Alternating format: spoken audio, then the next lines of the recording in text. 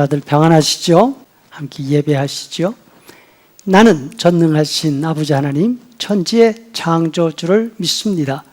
나는 그의 유일하신 아들, 우리 주 예수 그리스도를 믿습니다. 그는 성령으로 잉태되어 동정녀 마리아에게서 나시고 본디오 빌라도에게 고난을 받아 십자가에 못 박혀 죽으시고 장사된 지 사흘 만에 죽은 자 가운데서 다시 살아나셨으며 하늘에 오르시어 전능하신 아버지 하나님 우편에 앉아 계시다가 거기로부터 살아있는 자와 죽은 자를 심판하러 오십니다. 나는 성령을 믿으며 거룩한 공교회와 성도의 교제와 죄를 용서받는 것과 몸의 부활과 영생을 믿습니다. 아멘. 하나님 말씀 읽습니다. 이사야서 45장 1절에서 3절 그리고 14절 15절입니다.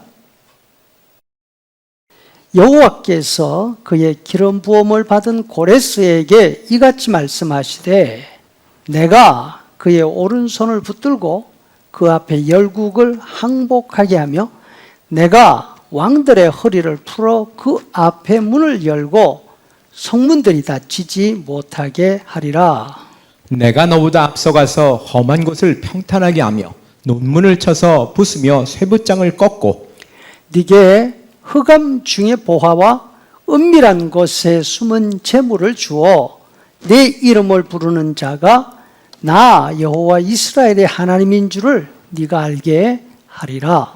여호와께서 이같이 말씀하시되 애굽의 소득과 구스가 무역한 것과 스바의 장대한 남자들이 내게로 건너와서 내게 속할 것이요 그들이 너를 따를 것이라. 사슬에 매어 건너와서 내게 굴복하고 간구하기를 하나님이 과연 내게 계시고 그 외에는 다른 하나님이 없다 하리라 하시니라. 구원자 이스라엘의 하나님이여 진실로 주는 스스로 숨어 계시는 하나님이시니이다. 아멘. 여러분, 우리가 살고 있는 이 시대에 강대국이라 생각되는 나라들은 어떤 나라들입니까? 이사야 선지자가 살던 시대에 세계 강대국은 아수르, 바빌론, 그리고 애굽이었습니다.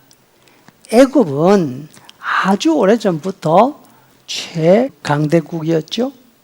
그리고 북쪽에서 새로운 나라들이 힘을 얻기 시작하는데 아수르와 바벨론 같은 나라들이었습니다. 이사야의 나라 유대는 한때 다윗과 솔로몬 같은 위대한 왕이 있었지만 옛날 이야기입니다. 이제는 국력이 약해져서 바람 앞에 등잔불 같은 신세였습니다. 남쪽이나 북쪽에서 큰 나라들이 헛기침만 해도 나라가 버릴 정도였습니다. 이스라엘은 역사의 중심이 아니었습니다.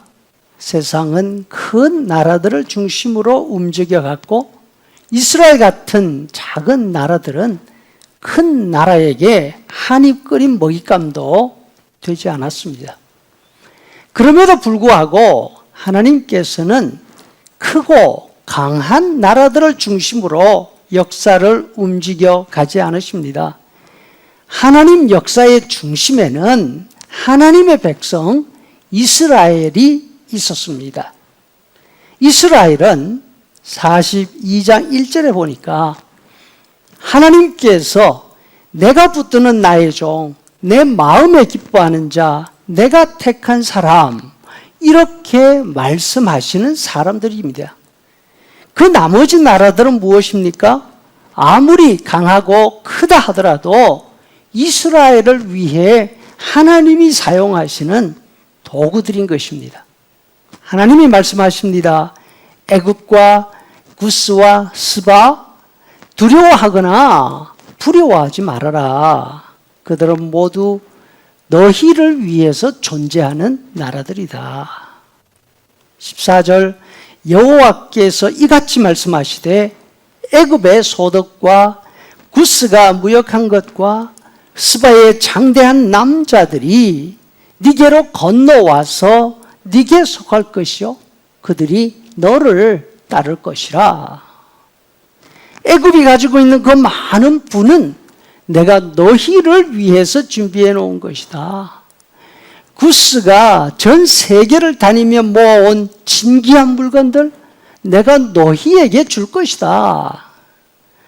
그리고 키가 크고 용맹스럽기 짝이 없는 스바의 용사들도 너희들 말에 순종하며 따르게 될 것이다. 그리고 하나님께서는 애굽과 구스와 스바보다 더 놀라운 도구를 준비해 놓고 있으셨습니다. 그것은 아직 태어나지도 않은 고레스라는 사람과 아직 약한 페르시아라는 나라였습니다. 고레스는 앞으로 현재 신흥 강대국인 바벨론을 무너뜨리고 새로운 나라를 세울 인물이었습니다. 이제 곧 예루살렘이 바벨론 군대에게 망하고 사람들은 모두 포로로 잡혀가겠지만 하나님은 벌써 그 이후를 준비해 놓고 있으셨습니다. 45장 1절에 여호와께서 그의 기름 부음을 받은 고레스에 대하여 이같이 말씀하시되 내가 그의 오른손을 붙들고 그 앞에 열국을 항복하게 하리라. 하나님의 말씀처럼 고레스의 페르시아는 세계 최강의 나라가 되었습니다. 하지만 하나님께서 고레스를 이렇게 세우신 것은 그 사람이나 페르시아를 위한 것이 아니었습니다. 바빌론에게 망해서 포로로 잡혀갈 예루살렘을 위해서 준비해 두신 사람이었습니다. 하나님은 고레스가 할 일에 관해서 이사야에게 이렇게 말씀해 주십니다. 2절 내가 너보다 앞서가서 험한 곳을 평탄하게 하며 흑암 중에 보화와 은밀한 곳에 숨은 재물을 네게 주어 내 이름을 부르는 자가 나 여호와 이스라엘의 하나님인 줄을 내가 알게 하리라. 여기에서 말씀하시는 너는 고레스가 아닙니다. 바로 야곱의 자손 이스라엘을 가리킵니다. 하나님은 고레스의 손을 통해서 이스라엘 사람들의 길을 활짝 열어 두실 것입니다. 그를 통해서 지금 멸망해 가는 이스라엘의 마음이 하나님께로 돌아오도록 해 주실 것입니다. 이스라엘 사람들은 하나님을 알지도 못하고 하나님을 인정하지도 않은 그런 상태에 있지만 하나님은 자기들 죄로 인해서 멸망해가는 그 이스라엘을 위해서 쉬지 않으시고 일하고 있으셨던 것입니다. 세상 모든 역사, 심지어 세상을 주무르는 강대국들까지 이스라엘의 회복을 중심으로 움직여가고 있었던 것입니다. 하나님의 이 큰 계획을 듣고 알게 된 이사야가 하나님 앞에 감탄하면서 고백합니다. 15절 구원자 이스라엘의 하나님이여 진실로 주는 스스로 숨어 계시는 하나님이시니이다. 여러분, 우리 눈에도 세상이 힘을 중심으로 돌아가지 않습니까? 또 교회는 스스로 깨끗하게 할 능력조차 상실한 무기력한 모습을 보여줍니다. 우리는 그 모습이 낙심스러울 수 있습니다.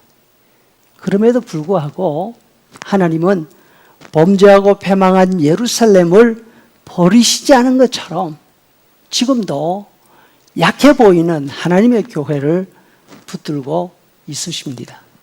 세상의 모든 움직임들은 교회를 위한 도구로 준비해 두시고 그 시기를 기다리고 있으신 줄 믿습니다.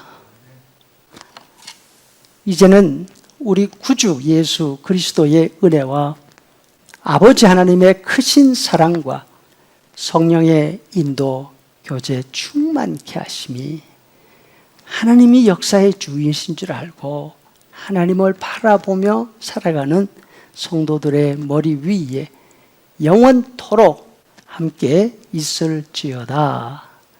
아멘.